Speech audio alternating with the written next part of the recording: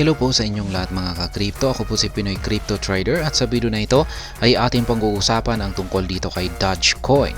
Kung saan ang sabi po rito ay Dogecoin may soar 28,770% if this historical pattern plays out. Kaya ayan, ang sabi rito ay posible raw pong sumabog itong si Dogecoin ng 28,770%.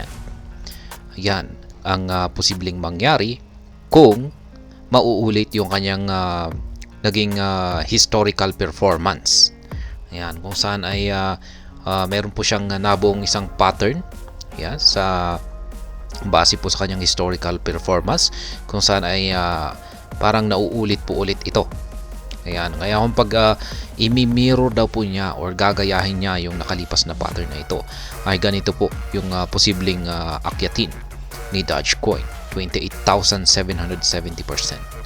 Kaya yan, bago po tayo magpatuloy ay nais ko lamang po munang bigyang linaw ang aking disclaimer kung saan ang nilalaman po ng video na ito ay hindi po ito isang financial advice. For education and information purposes lamang po ang layunin nito.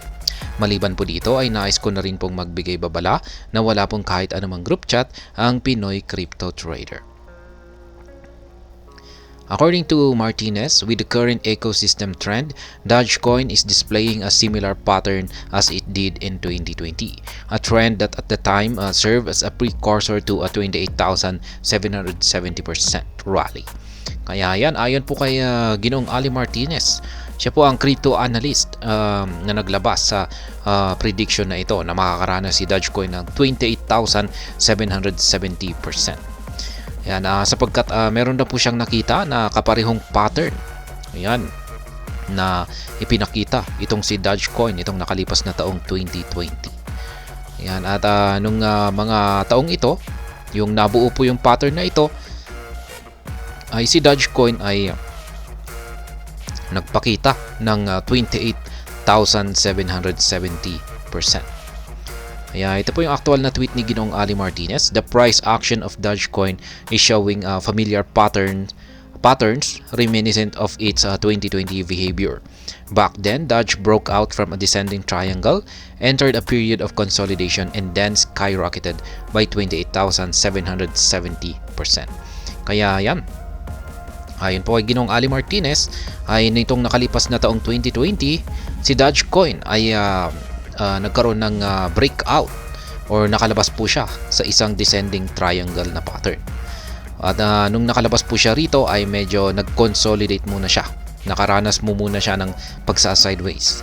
Tapos bigla na lamang po itong bumulusok at nag-skyrocket ng 28,770%. Kaya ito po yung kanyang ipinakitang pattern. Dogecoin weekly chart po ito ni Ginoong Ali Martinez.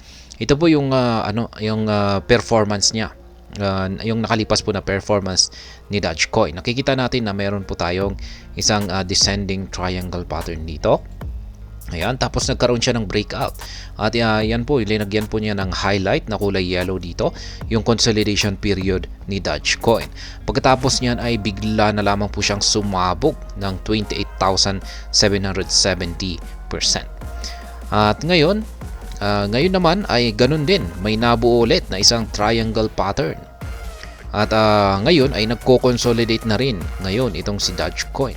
Kaya dahil sa pagkakapareho ng pattern na nabuo rito, ayan, sa base sa past performance na ito ni Dogecoin, ay posible ring pagkatapos ng consolidation period na ito ay malamang ay sasabog na rin itong si Dogecoin at muling makakaranas ng 28,770%.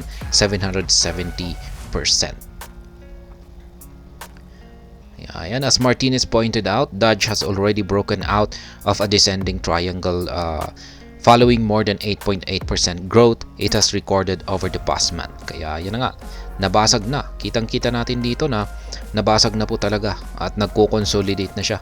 Matagal na po niyang nabasag yung upper portion ng descending triangle pattern at nagko-consolidate na lamang po siya ngayon.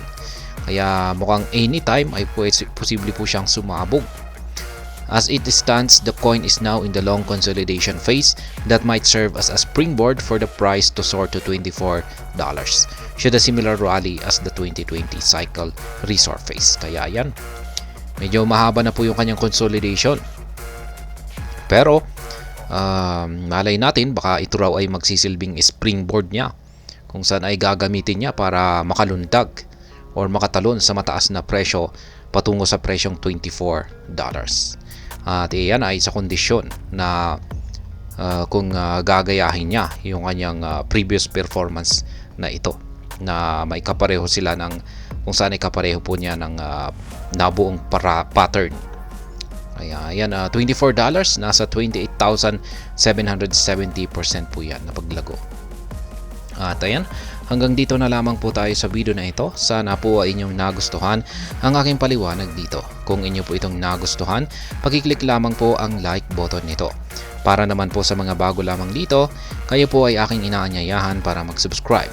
Pakiclick na rin po ang bell icon nito dahil ito po ang siya magsisilbing notification nito sa mga bago kong videos na aking pong ina-upload sa aking YouTube channel na ito. Marami pong salamat sa panonood, ingat po tayo lagi at God bless po sa ating lahat.